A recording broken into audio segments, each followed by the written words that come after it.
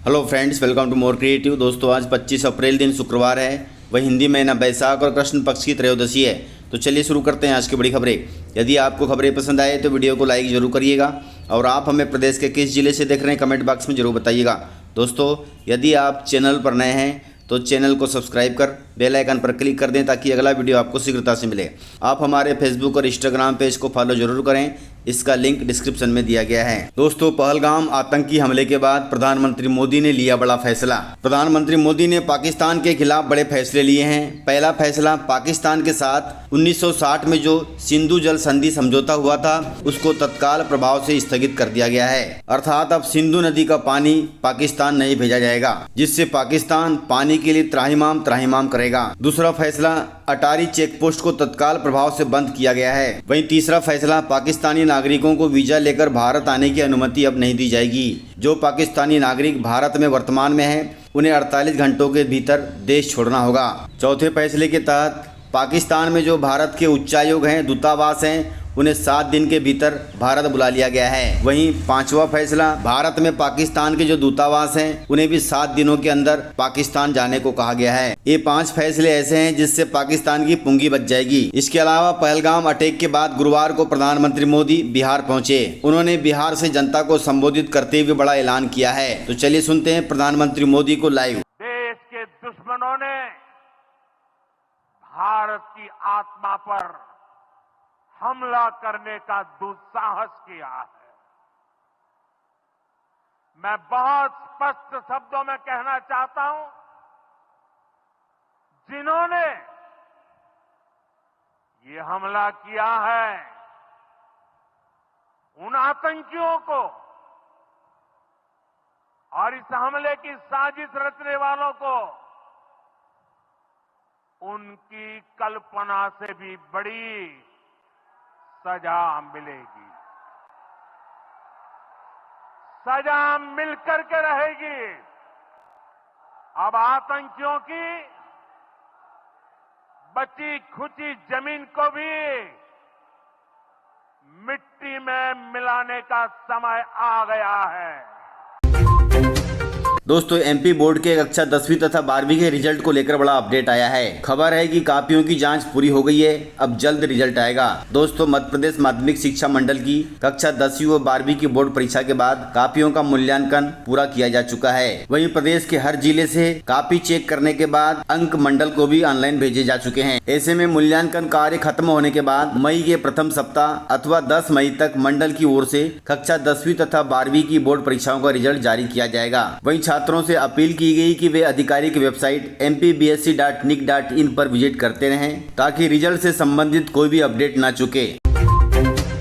दोस्तों, कर्मचारियों के लिए बड़ी खबर है। मध्य प्रदेश में 40,000 कर्मचारियों का होगा अब तबादला। दोस्तों, मध्य प्रदेश में कर्मचारियों तथा अधिकारियों के तबादलों पर 3 साल से लगी रोक हटने जा रही है। 2020 में राज्य सरकार ने एक स्थायी तबादला नीति बनाई थी, जिसके तहत तबादलों पर रोक लगा दी गई थी। अब 2025 में सरकार ने एक नया कदम उठाते हुए तबादलों से रोक हटाने का फैसला लिया है। आगामी कैबिनेट बैठक में तबादला नीति को मंजूरी मिल सकती है, जिसके बाद प्रदेश में तकरीबन 40,000 कर्मचारियों तथा अधिकारियों के तबादले होंगे। नए नियम के अनुसार अब विभागों में अधिकतम 10% तक तबादला किया जाएगा। हालांकि बड़े विभागों जैसे स्कूल शिक्षा, गृह तथा आदिवासी कल्याण विभाग में यह तबादले 3 से 5% तक हो सकते हैं। यह कदम प्रदेश की प्रशासनिक संरचना में बदलाव लाने का महत्वपूर्ण प्रयास है, जिससे कर्मचारियों और अधिकारियों की कार्य क्षमता में सुधार आएगा। इसलिए सभी कर्मचारी अपने तबादले के लिए तैयार रहें। दोस्तों, भारतीय रेलवे ने ट्रेनों में एटीएम की सुविधा शुरू की है, जिससे यात्रियों को मिल रहा है बड़ा फायदा। इंडियन रेलवे ने यात्रियों की सुविधा के लिए बड़ा कदम उठाया है। अब यात्री अपनी यात्रा के दौरान ट्रेन में ही एटीएम का उपयोग कर सकते हैं। मध्य रेलवे ने इस सुविधा की शुरुआत मुंबई मनमाड़ के बीच चलने वाली पंचवटी एक्सप्रेस से की है। यह कदम रेलवे के डिजिटल और स्मार्ट इंडिया की ओर बढ़ने के प्रयासों का हिस्सा है। इससे पहले यात्रियों को पैसे निकालने के लिए या तो स्टेशन पर या फिर अपने मंजिल तक पहुंचने का इंतजार करना पड़ता था, लेकिन अब ऐसा नहीं होगा। अब यात्री ट्रेन में ही अपनी जरूरत के हिसाब से पैसे निकाल सकते हैं। दोस्तों, यह पहल अभी प्रयोगात्मक स्तर पर है और इसकी सफलता के बाद अन्य ट्रेनों में भी इसे शुरू कर दिया जाएगा। दोस्तों, एमपी वालों के लिए बड़ी खुशखबरी है। दोस्तों, भोपाल रेल मंडल के इटारसी स्टेशन से होकर देश की तीसरी और मध्य प्रदेश की पहली अमृत भारत एक्सप्रेस ट्रेन गुरुवार से दौड़ना शुरू हो गई है। यह ट्रेन संख्या 05595 सहरसा लोकमान्य तिलक टर्मिनल अमृत भारत एक्सप्रेस सहरसा से रवाना होकर एमपी के इटारसी, सतना, जबलपुर समेत कई बड़े स्टेशनों पर रुकेगी, जिससे यहां पर रुकने वाले यात्रियों को बड़ा लाभ मिलेगा। यह विशेष ट्रेन सेवा 24 अप्रैल 2025 को बिहार के सहरसा स्टेशन से सुबह 11:40 पर रवाना होगी और अगले दिन सुबह 10:50 पर मध्य प्रदेश के इटारसी स्टेशन पहुंचेगी। प्रधानमंत्री मोदी ने बिहार के सहरसा में इस ट्रेन को हरी झंडी दिखाकर रवाना कर दिया है। दोस्तों, बताया जा रहा है कि यह ट्रेन 130 किलोमीटर प्रति घंटे की रफ्तार से दौड़ेगी और यह ट्रेन मेक इन इंडिया की पहल का हिस्सा है, अर्थात यह ट्रेन भारत में ही बनाई गई है। दोस्तों, छोटे व्यापारियों के लिए बड़ी राहत की खबर है। पीएम स्वनिधि योजना के तहत बिना गारंटी के मिल रहा है 1 लाख रुपए तक का लोन। प्रधानमंत्री स्वनिधि योजना केंद्र सरकार की एक विशेष योजना है जो रेहड़ी, पटरी और छोटे व्यापारियों को आर्थिक सहायता देती है। इस योजना के तहत पात्रों को बिना किसी गारंटी के 1 लाख रुपए तक का लोन 3 चरणों में दिया जाता है। यह योजना 2020 में कोरोना काल के दौरान शुरू की गई थी और अभी भी लाखों लोग इसका लाभ उठा रहे हैं। दोस्तों, इस योजना के तहत पहली किस्त में 10,000 रुपए मिलेंगे, दूसरी किस्त में 20,000 और तीसरी किस्त में 50,000 रुपए मिलेंगे।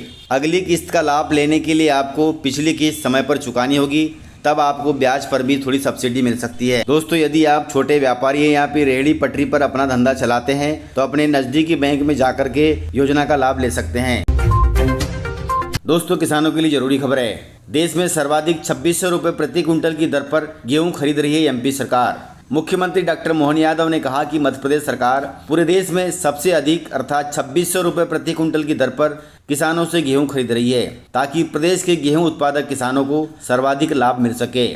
इस उपार्जन राशि में सरकार द्वारा किसानों को 175 रुपए प्रति क्विंटल बोनस भी दिया जा रहा है। मुख्यमंत्री ने कहा कि गेहूं उत्पादन तथा उपार्जन के मामले में हम पंजाब तथा हरियाणा जैसे राज्यों से भी आगे हैं, जो हमारे लिए बड़े गर्व की बात है। इसके अलावा मुख्यमंत्री ने अधिकारियों को निर्देश दिए कि जनहित से जुड़ी सभी योजनाएं, विशेषकर खाद्यान्न वितरण, उज्ज्वला गैस योजना की सब्सिडी वितरण और घर घर घरेलू गैस पाइपलाइन डालने का काम पूरी तत्परता और संवेदनशीलता के साथ किया जाए, ताकि प्रदेश के नागरिकों को सरकार की सुविधाओं का भरपूर लाभ मिल सके।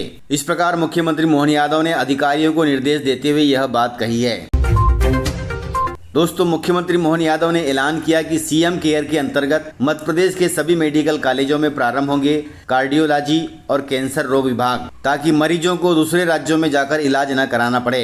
दोस्तों, मध्य प्रदेश में कैंसर तथा हृदय संबंधी बीमारियां तेजी से बढ़ने के कारण प्रदेश के सभी सरकारी मेडिकल कॉलेजों में कैंसर और हृदय रोग विभाग प्रारंभ किए जा रहे हैं। इनमें उपचार की अत्याधुनिक सुविधाएं रहेंगी। कैंसर की शिकायत के लिए रेडियोथेरेपी मशीन और सर्जरी के लिए ऑपरेशन थिएटर होंगे। इसी तरह से हृदय रोगों के उपचार के लिए एंजियोग्राफी, एंजियोप्लास्टी और हार्ट की सर्जरी तथा वाल्व बदलने की सुविधा भी होगी। वहीं सीएम केयर के अंतर्गत ये सभी सुविधाएं प्रारंभ की जा रही हैं, जो प्रदेश के मेडिकल कॉलेजों में उपलब्ध होंगी। आपको बता दें कि मुख्यमंत्री डॉक्टर मोहन यादव के निर्देश पर चिकित्सा शिक्षा विभाग ने प्रस्ताव तैयार करने की प्रक्रिया शुरू कर दी है।